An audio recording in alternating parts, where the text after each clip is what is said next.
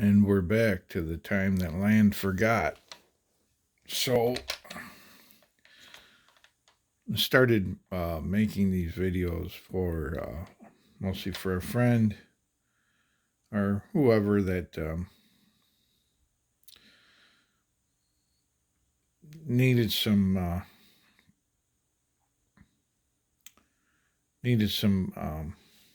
instruction that they could follow along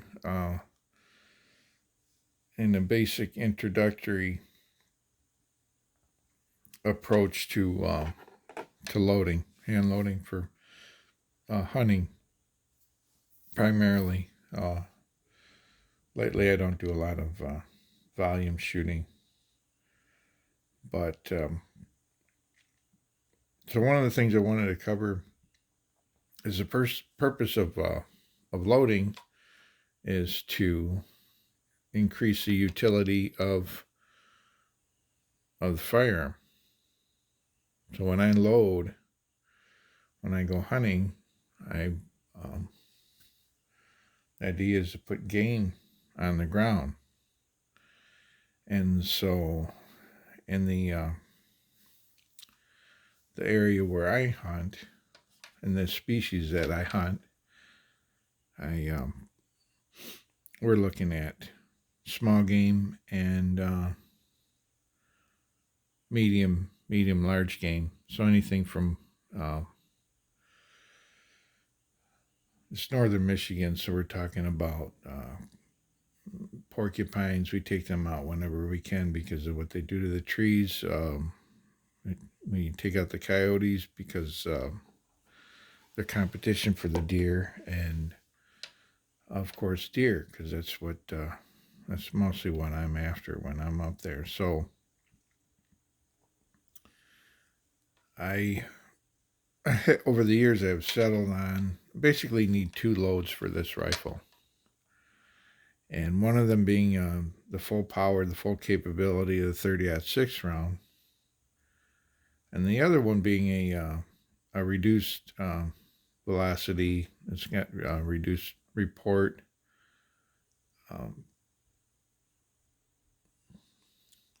Typically uses a all lead bullet at just subsonic. So this is what this load looks like. It's 165 grain. 165 grain, and it uses a very fast burning powder. This is the one that I wouldn't hesitate to use this on a squirrel or anything up to a coyote.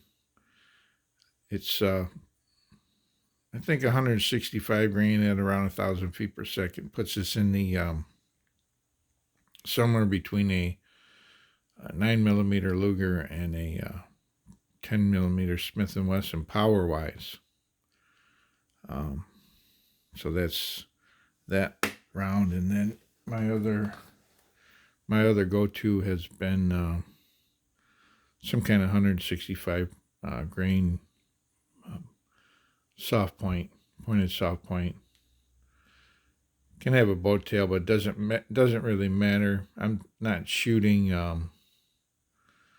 rarely shooting, probably over 80 yards. But so those are my 2 basic loadings. These I can at one time, it's been a while, but I would load these. I'd load 100 of these for the same price. I could load 100, or load 20 of these, and it was based on the buying these lead bullets in bulk, and just lead is a lot cheaper. And then this one also uses about 10% of the weight of powder. Uses a different type of powder, but it uses about 10% of the weight of powder as a full power load. So the powder cost goes way down. I've shot thousands and thousands. The other thing is these are easier on the gun. So I've literally fired thousands upon thousands of these out of this rifle here. And so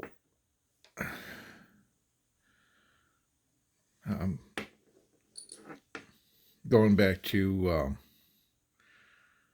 the idea of utility, so in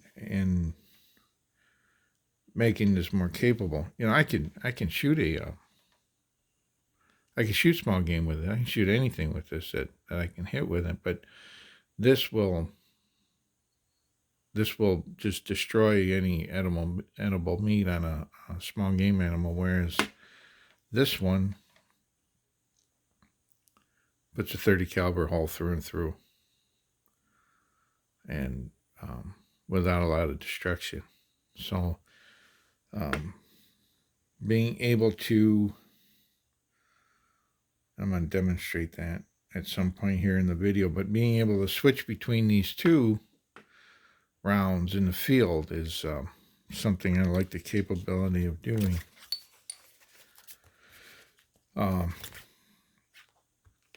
This is it's based on the Post 64 Model 70. It's actually a Model 670, so it's like a field grade Model 70. It doesn't have that's what it started life as. It doesn't have the nicer bluing. It doesn't have a floor plate. It's an integral magazine. It doesn't have a floor plate where I could open up the floor plate here and drop out my ammo. I have to load and unload right through the top. But the downside of this is a push feed is we could have some feeding issues, and we saw that in a video the other day. I want to go over that in consideration of our loaded ammo and how that affects possible malfunctions at some point in the cycling of a firearm, and things to keep in mind in the event you're having some trouble. So what we had the other day, and I'm going to show this, I get my flashlight, show that the this gun is unloaded, nothing in the chamber in the mag. And I'm going to remove the firing pin from the bolt.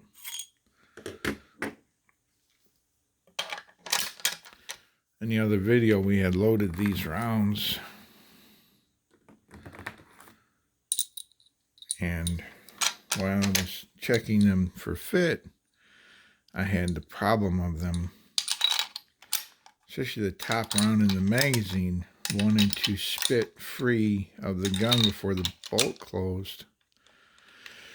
And so if I move this bolt forward slowly on a push feed, it does that to us. With this brass, I'm going to do that again. If I move it slowly, it wants to push it out. That's the first round. Now the second round out of the mag is going to, rather than, something to keep in mind here, this top round, when it pops free, it wants to go out that way, like that. The second round down is going to go into the gun, or up. Because if we look at how these are loaded in here, they're double stacked. All right. So the double stack. That first round wants to push out. The next round wants to go this way. Stays in. The next round wants to go out, but the spring pressure in the magazine is lower. So let's see what happens. And if I was moving that quicker, it wouldn't be so bad. And then the last round is going in. So keeping that in mind, this is not a dangerous game gun. Never will be. Pre-64 Model 70 action or Mauser style action with the claw extractor would grab that round as it tried to pop out. When it pops out from the rails on the magazine, what it would do is it would slide up into the extractor and grab it, and it would never pop loose like those were doing.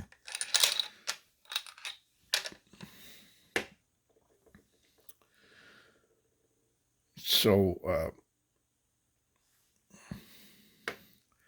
if we were going to target something that could hurt us, we want to be able to chamber every round in this magazine without fail.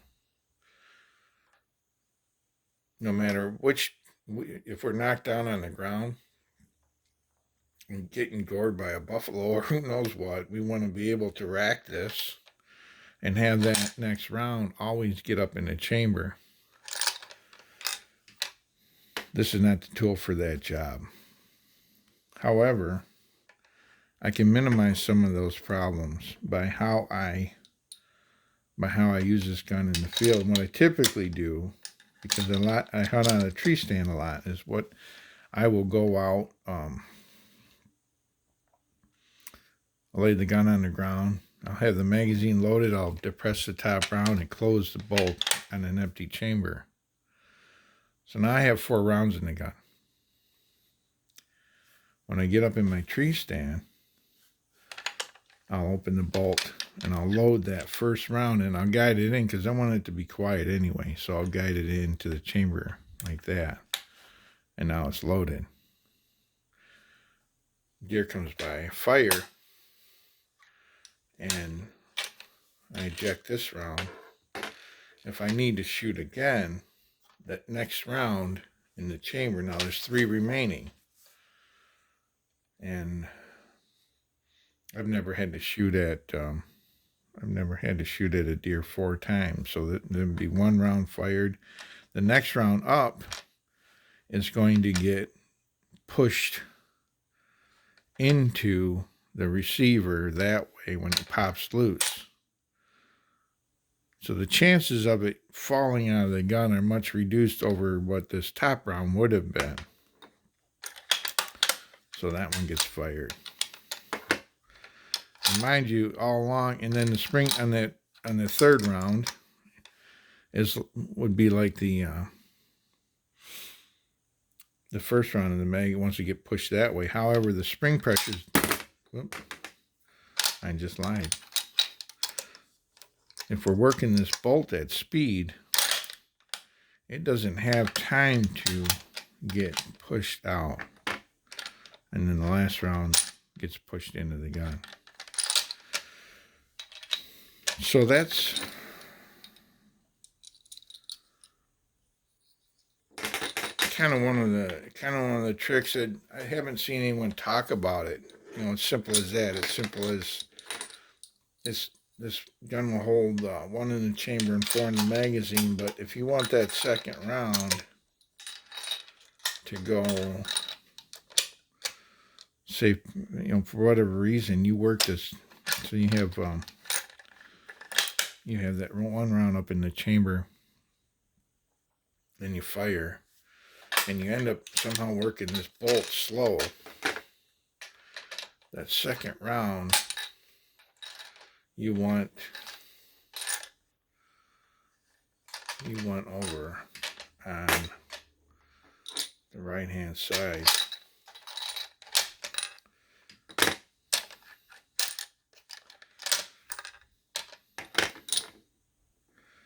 We're going to get into another reason why that might be doing that with these rounds more than, say, these. So we have, let's take 4 of these. These are, not that it matters so much, these are 180 grain round nose. These are 165 pointed. And if I load these in, I should also look at a couple things. You know, we figure out why our gun does why it's doing what it's doing. So if I load these,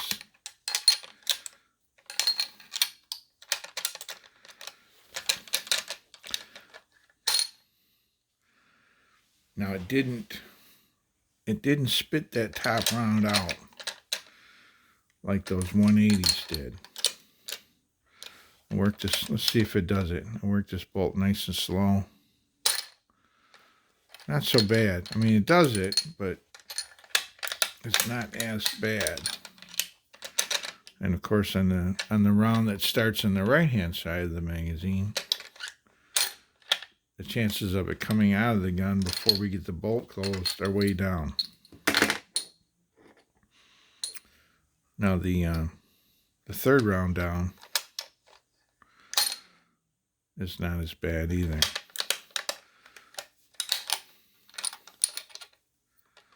And then the last round pushes into the gun, pushes into the receiver. Like I said, even though I have a 4-round capacity in the magazine on this, the only time I have 4 rounds in it is when I'm hauling it up, when it's only loaded in the magazine with the bolt on an empty chamber. And I haul it up in my tree stand when I load it and put my thumb here so it doesn't pop. I don't want to hear that sound. Now, control round feed gun would do this quieter because it wouldn't have that pop right there. They release into that claw a little quiet. But what I can do when I get up there is I put my thumb over it and quiet it down and close it. Now I'd put my safety on. I have the striker out, but at this point I would have my safety on all the way, and I'd be waiting for shot opportunity. When it came and fire, eject this round, then that next round wants to go that way when it pops loose. So that's how I minimize that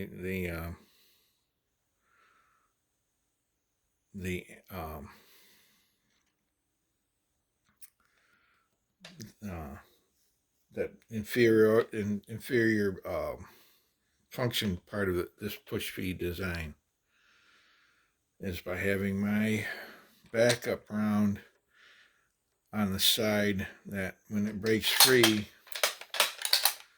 it gets pushed into the receiver and not out of the gun. But there's another reason why, or a couple reasons why, and that's the other part of the video I wanted to go over, why these rounds are less likely, if you watch a video, these are less likely to get spit out than are these.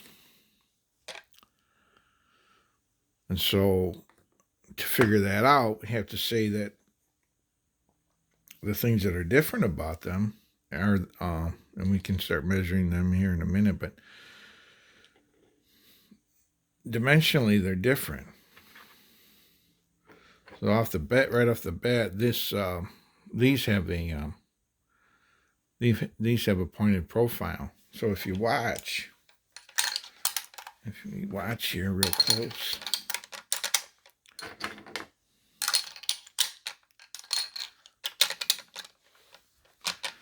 Let me watch here.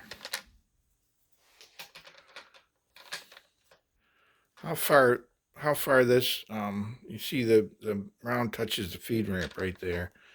How far it goes. And watch, it pops loose. Right? It pops loose about when the brass is even with the front edge of that feed ramp in there. Whereas with these round nose, let's see where it does the same thing. So if I start going forward, it hits that feed ramp. It's a larger diameter right at the tip, so right away it's got more force pushing it out that way, right? And it happens earlier. And if we do that, see how much quicker it popped out. If we look at the front, so we look at the there's the feed ramp where the locking lugs start. And we're going to watch along this bullet and to the case mouth for when this round pops loose. Right there, right? So it was about there. As opposed to one of these.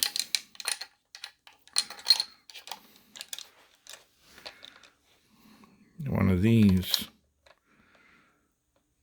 that, see how much further it is already. Let's see if I can get this up here.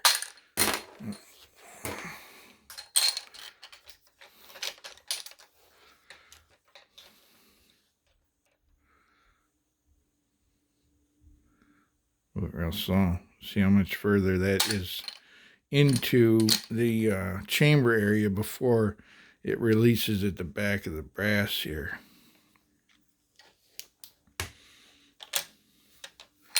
So that's the main. Get these out of here. That's our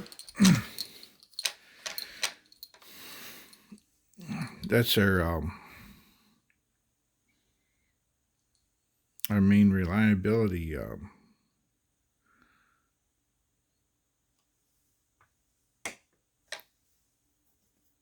condition is on this gun. These round nose bullets want to force this round, when it hits the feed ramp, it wants to force this round out of the magazine sooner than a cartridge with the bullet with this profile here. And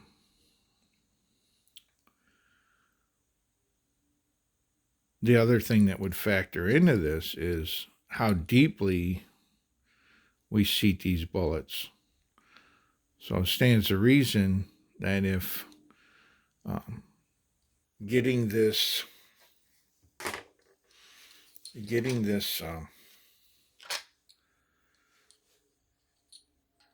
top round in the magazine further into the chamber area of the firearm would occur with a bullet that's seated deeper into the case, right? The deeper I seat that into the case, the farther forward this round's going to be before it finally pops loose of the magazine. If I have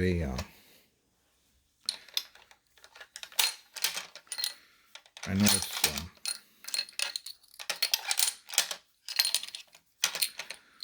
I've never had a failure to feed with this firearm in the field when I was hunting, like I can get it to do here with these 180 grains. So part of the reason I wanted to do this video was to demonstrate that.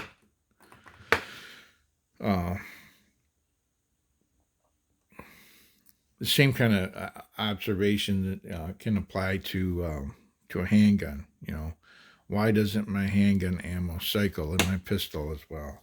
Why doesn't in the same way? Why doesn't this round nose bullet cycle as well as this pointed bullet? Even though the length is let's see if the length is how much different it is.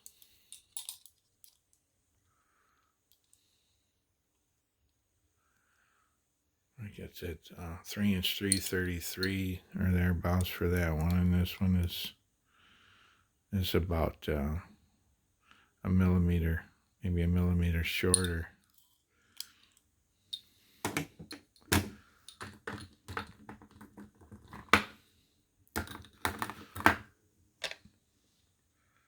Looks like I'm gonna have to make a second part I'll make another video. We're gonna be about out of time on this again. Nothing there's nothing that I present here is given as authority on this subject. You know, um, I'm not going to claim to be an expert, but I do know what works for me, and I know what works for the gear I have.